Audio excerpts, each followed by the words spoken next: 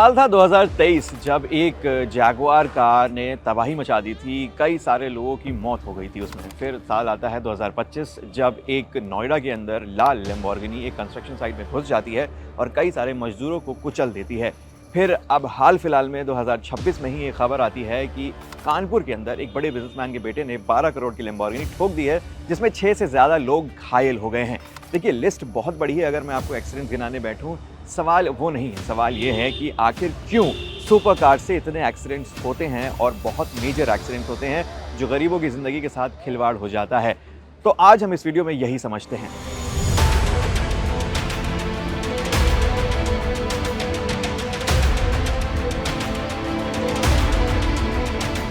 देखिए, super cars और hyper cars आज भी सबसे ज़्यादा डिज़ायरेबल कार्स मानी जाती हैं, लेकिन अगर इन्हें बिना सावधानी के ड्राइव किया जाए तो ये डेंजरस भी हो सकती हैं, स्पेशली जब आजकल इनकी पावर फिगर्स बहुत ज़्यादा बढ़ चुकी हैं।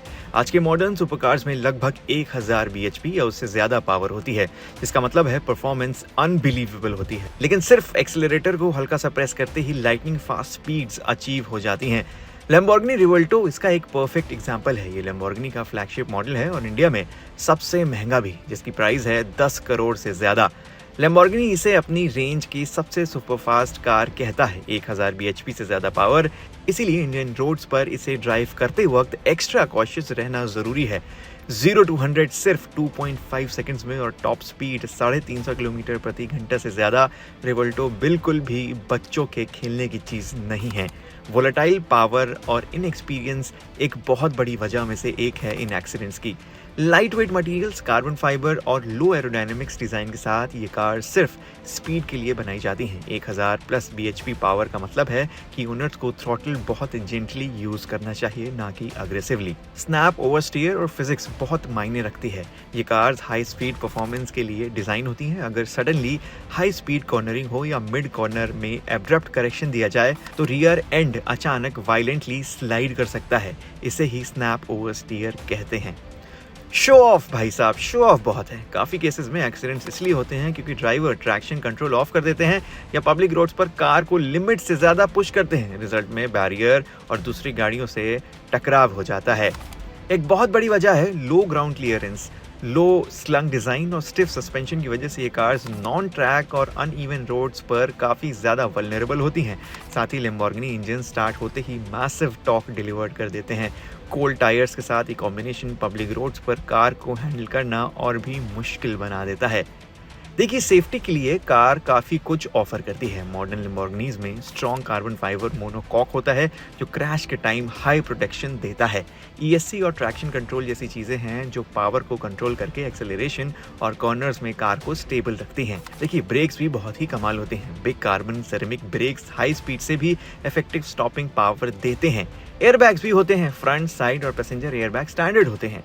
ड्राइवर असिस्टेंस उरूस और नए मॉडल्स में अब आपको मिलने लग गया है। उरूस और नए मॉडल में एडवांस सेफ्टी फीचर्स और लेवल 2 ADAS जैसे लेन वार्निंग, ब्लाइंड स्पॉट और कोलिजन अलर्ट्स भी मिलते हैं।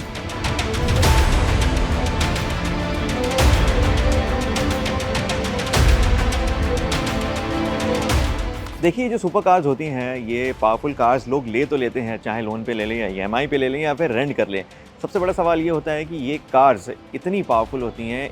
1000 bhp की पावर अगर कोई कार जनरेट कर रही है तो 0 to 100 इन 2.5 सेकेंड्स पहुंच रही है, तो आप सोच लो कि उसका रिएक्शन टाइम कितना कम होगा। आपको फ्रैक्शंस ऑफ सेकेंड्स में रिएक्ट करना होगा, फ्रैक्शंस ऑफ सेकेंड्स में ब्रेक लगाना होगा, फ्रैक्शंस ऑफ सेकेंड्स में कॉर्नरिंग करनी होगी।